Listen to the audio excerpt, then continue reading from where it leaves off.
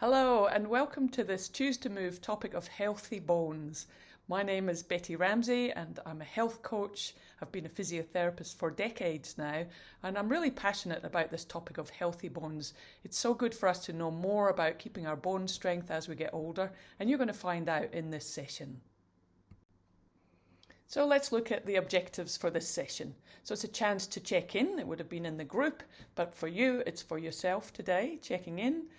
Looking at the importance of bone health as we age, and knowing the risk factors and steps to prevent osteoporosis, learning about the benefits and sources of calcium and vitamin D and their importance for bone strength, and there are also some resources. So all these things we're going to learn in the session today. So checking in and reviewing your goals. So I'm talking about the goals that you set right in the beginning of the program with your activity coach. Might have been on the phone or in a face-to-face meeting between you. And how are you going with those physical activity goals that you set in the beginning? So just taking a moment to reflect and ask yourself, how am I getting on with those goals?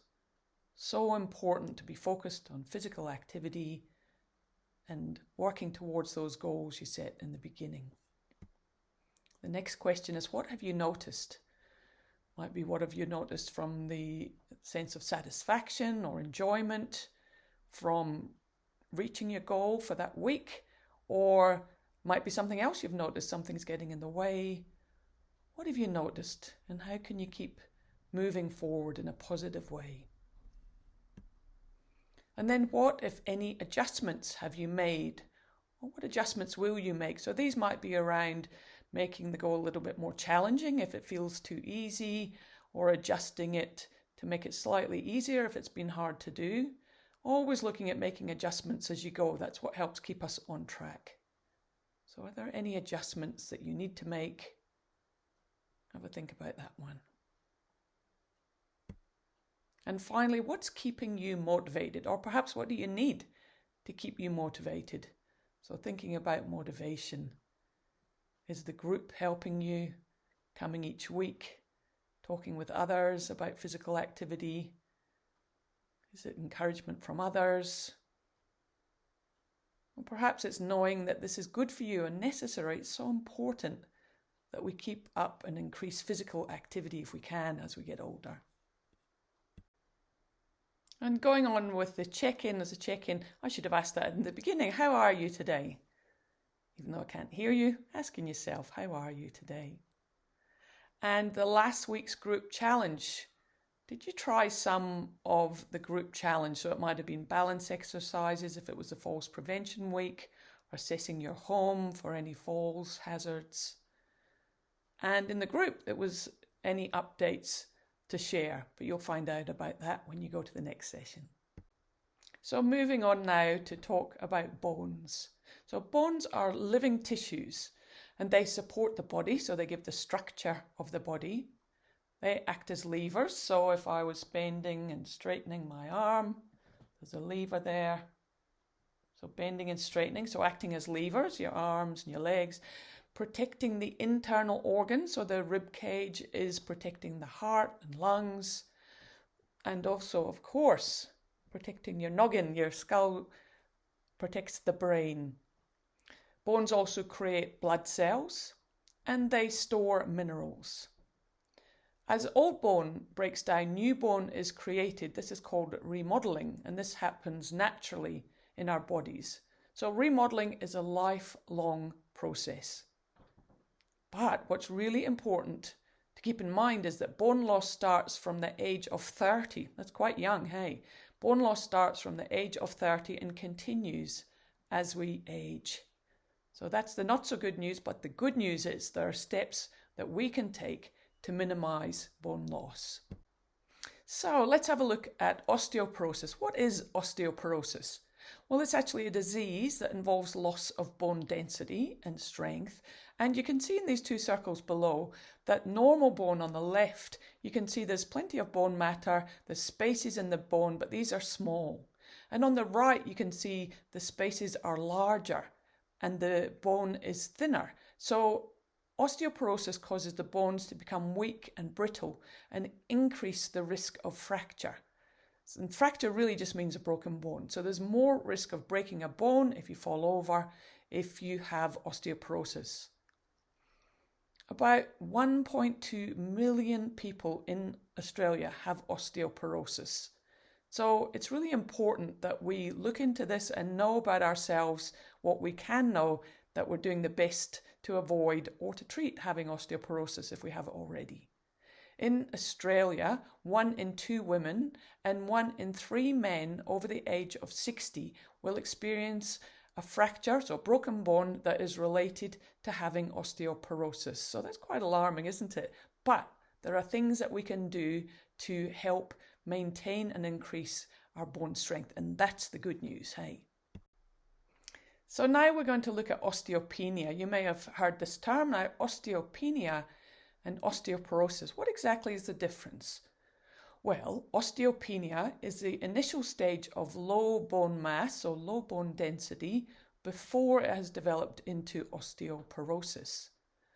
Osteopenia is diagnosed by a bone mineral density scan, and it falls in between the range of normal healthy bone that you can see here on the left-hand side and osteoporosis bone on the right-hand side. Osteopenia is in the middle, where you can see the spaces in the bone have got a little bit bigger, but not as far as the osteoporotic bone. So the bone is getting a bit thinner and weaker, but it's the stage before, as I said, the stage before osteoporosis. Now that we know what osteoporosis is, let's have a look at the risk factors. So there are risk factors and there are protective factors. They might just pop in on this slide when I'm not ready, but when we have a look at the risk factors, there are several. So one is genetics. So it depends on your parents and their parents, and on it goes backwards, but that is part of the risk and something we can't do much about, hey? But there are other things we can do something about. So lack of calcium and vitamin D, I'm going to be talking about that shortly. Substance abuse, so alcohol or cigarettes, they contribute to the risk of having osteoporosis. A low body weight, so if you're not carrying much weight, that increases the risk. But if you're a bit overweight, that is protective. So there's one benefit there, isn't there? Some medications, for example, anticonvulsants or steroids, can increase the risk. And you can see there physical inactivity. Now that's what we're all about, not the inactivity, but the activity in this program. So isn't it good to know that by being physically active, we can reduce the risk factor of having osteoporosis? Now that we know what osteoporosis is, let's have a look at the risk factors. So there are risk factors and there are protective factors. They might just pop in on this slide when I'm not ready, but when we have a look at the risk factors, there are several. So one is genetics. So it depends on your parents and their parents, and on it goes backwards, but that is part of the risk and something we can't do much about, hey? But there are other things we can do something about. So lack of calcium and vitamin D, I'm going to be talking about that shortly. Substance abuse, so alcohol or cigarettes, they contribute to the risk of having osteoporosis. A low body weight, so if you're not carrying much weight, that increases the risk. But if you're a bit overweight, that is protective. So there's one benefit there, isn't there? Some medications, for example, anticonvulsants or steroids, can increase the risk.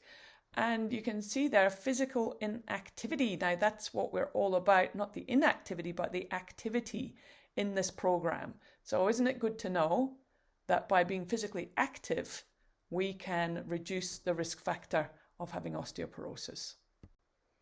Yes, I did wonder if that column in the right would pop in when I wasn't ready, and it did, but let's have a look at it now. So the protective factors. There are several protective factors it's really good to know about and take action on. So a balanced diet is really important. A healthy balanced diet that includes calcium is important. We'll come on to that again. Vitamin D is important, whether this is through taking supplements or we'll talk about how that comes from sunshine. Limiting alcohol is good for your health, good for your bone strength. Avoiding smoking is really important, not just for your bone strength, but for your lungs and your circulatory system. All sorts of benefits from stopping smoking. Weight bearing or strength training really helps to keep your bones strong. And this is part of what we love in Choose to Move when we're talking about physical activity. So weight bearing exercise like walking and going up and down stairs, strength training using weights or bands or body weight, and also higher impact activities if that's possible. So if you think you are at risk, talk to your doctor about getting tested for osteoporosis. Many people, the first indication they have to know that they've got osteoporosis is from breaking a bone when they fall over. Quite often it's a wrist if they stretch their hands out to protect themselves, or sometimes a hip. We probably all can think of someone in our lives who's had a wrist fracture or maybe even a hip fracture. Of course, we all want to avoid those. Looking at physical activity for bone health is so important. So physical activity involves muscle contractions against bones. And this contraction of the muscles on the bones promotes bone and muscle growth and helps with our strength. So helps to maintain muscle and bone strength and hopefully increase muscle and bone strength too. We should aim for at least 30 minutes of activity on most days and focus on a combination that includes weight bearing, strength and balance. Balance is so important to keep us steady on our feet and avoid falling over. So I'm wondering, what activities do you do that may be building or maintaining healthy bones? So things such as walking or stair climbing, those types of activities, strength training, anything that helps to strengthen the bones is helpful. And then weight bearing, so standing, not sitting, if you're doing strengthening exercises where possible. So next, we're going to do a little bit of movement. So let's move. We've been sitting for a little while. I'm going to stand up and move with you. So let's do some marching on the spot if you can. I'll try to keep the camera steady. But marching on the spot, you can stamp your feet a little bit if that feels all right. And that increases some of the weight bearing on the bones as you go. So a little bit of walking on the spot. You can stamp your feet a little bit, not so much that it makes you sore, but swinging your arms, stamping your feet. And we'll go for about 30 seconds. I hope I'm not making you seasick. 30 seconds more, so that's a minute. So easy to get up from where we're sitting if we're at home on the computer or watching television. Getting up and moving. It's good for the bones, for the muscles, for the hearts. The heart, we've just got one each, haven't we? For your lungs and for your joints too, to get moving, stretch a bit. We don't want to become chair-shaped. There we go. And let's have a seat again if you'd like to, or remain standing if you can keep watching. Okay, so now let's have a look at calcium and the importance of calcium in our diet. So calcium helps to regulate muscles, and this includes the heart muscles. Also helps regulation with blood vessels and hormones. Did you know that more than 99% of calcium in your body is stored in your bones and in your teeth? That would be a good trivia question, wouldn't it? So if you're not getting enough calcium, your body will take it from storage, weakening your bones. So there's calcium stored in your bones. If you are not getting enough calcium in your diet or supplements, your body will take it from your bones, thus weakening your bones. It's important to know that. Adults over 50 are recommended to consume, women 1,300 milligrams of calcium, men 1,000 milligrams. So this is for men aged between 50 and 70, and men over 70, it's the same as women over 50, the 1,300 milligrams. So which foods are high in calcium? Maybe you might just call out in your own mind or say it out loud there. What can you think of are the foods that are high in calcium? Have a think. And I'm just going to put up a little picture. So here it comes, foods high in calcium. So we've got tinned fish like sardines, could be salmon, especially if there's bones in it. Could also be dairy food, so milk and cheese, yogurt, also leafy greens, and also some pulses have calcium in them. So really good to know this. Vitamin D is called the sunshine vitamin, and it's produced naturally when sunlight directly contacts the skin. I think this is quite fascinating, really, that our bodies can create vitamin D when the sunlight directly contacts the skin.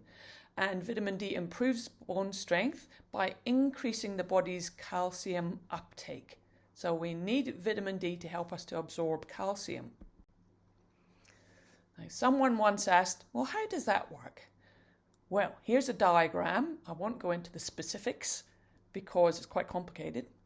But vitamin D synthesis. So you can see there at the top left, the sun is reaching the skin, and this allows vitamin D3 to be made in the skin. Now, there's something magic that happens in the liver. That's the next picture there.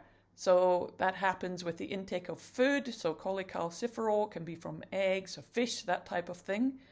There's also ergocalciferol, vitamin D2, from mushrooms. And so something happens in the liver, and then that goes on to make something happen in the kidneys.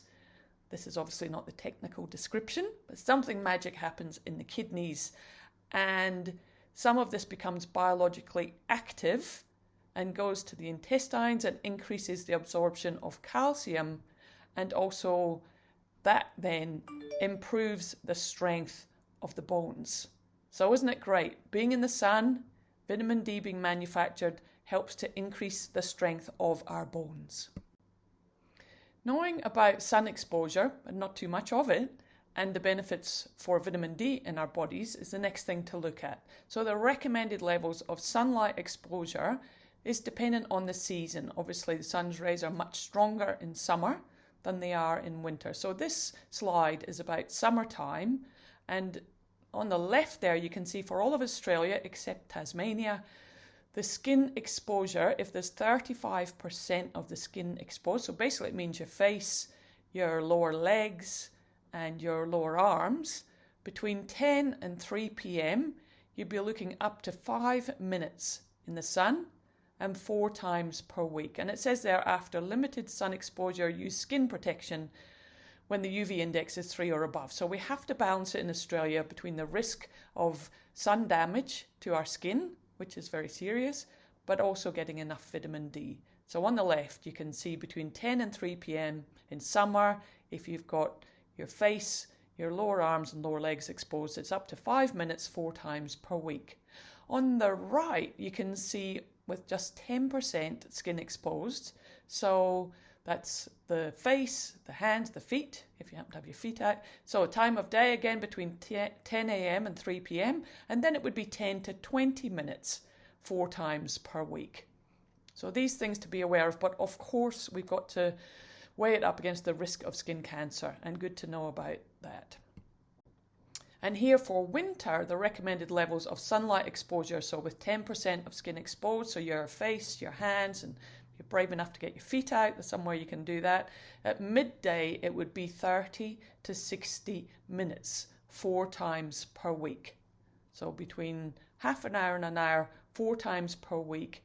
And I guess it would be good, wouldn't it, to talk to your GP if you're worried about sun exposure. We all have to be aware of it, so balancing up the benefits and the risks. So that's about vitamin D in summer and in winter. Talking about vitamin D supplementation, so we asked Professor Jacqueline Close, who's an orthogeriatrician at Prince of Wales Hospital in Sydney. She knows a lot of things, and we asked her about vitamin D supplements, and her advice was unless you get regular exposure to sunlight throughout the year, and your arms and face need to be actually exposed, so not with sun cream on, then 1,000 to 2,000 units per day is sensible and safe. So 1,000 or 2,000 units in a vitamin D supplement. And you can see there's some example circumstance and recommended vitamin D intakes from Healthy Bones Australia. So you get some sun exposure, but not the recommended level. Take at least 600 or 800 if you're over 70. And sun avoiders should take 1,000 to 2,000 units per day.